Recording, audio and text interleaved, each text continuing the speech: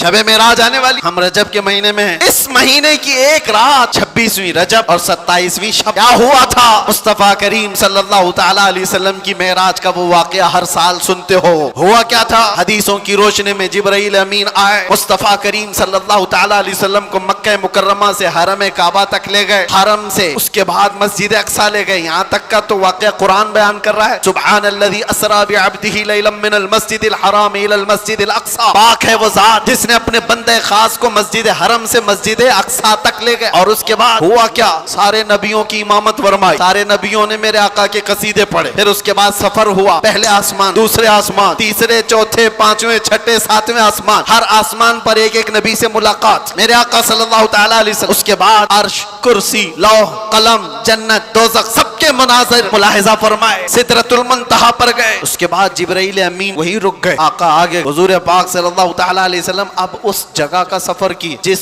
جگہ کا نام ہی نہیں، لامکان، اس کو جگہ بھی نہیں کہہ سکتے، جگہ وہ ہے جو کائنات کے اندر میں، وہ لامکان، مکہ ہی نہیں، اور اس میں سمت بھی نہیں، نہ پورب، نہ پچھم، نہ دکھن، نہ اتر، کچھ نہیں، یہ تو وہاں ہے جہاں سورج نکلتا ہے، اور اس جگہ میرے آقا گئے جہاں سورج نہیں، چاند نہیں، اس کے آگے پہنچ، اور پھر وہ ایک ہی مقام قرب تھا میرے رب ذوالجلال کے حضور، رب تبارک و تعالیٰ کے حضور گئے، اور کیسے؟ قاب قوسین او ادنی، دو کمانوں سے بھی کم کا فاصلہ رہ گیا تھا، میرے آقا اتنے قریب گئے، اللہ کریم نے اپنے قرب میں، اپنے جلووں میں جتنا وقت چاہا حضور پاک صلی اللہ علیہ وسلم کو شرف ملاقات عطا کیا۔ بعد میں پھر حضور آئے، بیان کرنے میں اتنا وقت لگ رہا ہے، معراج کا پورا واقعہ بھی نہیں، سمری بیان کر رہا ہوں، خلاصہ، اور حضور رب تعالیٰ کے حضور سے تحفہ بھی لے کر کے آئے، پتہ ہے 50 نمازوں کا، موسیٰ علیہ السلام ملے، کہا 50 آپ کی امت نہیں پڑھ پائے گی، کم کرا لائیں، گئے اللہ کی بارگاہ میں 5 کم کرائے، پھر آئے، پھر 5 کم کرائے، پھر آئے، پھر 5 کم کرائے، 9 بار بارگاہ رب العزت میں جاتے رہے، آتے رہے، آخر میں 5 رہ گئی، پھر آئے، سوچو یہ بیان کرنے میں اتنا وقت لگ گیا، صرف چھوٹا سا سمری اور خلاصہ، لیکن حقیقت اس واقعے کی یہ ہے، تا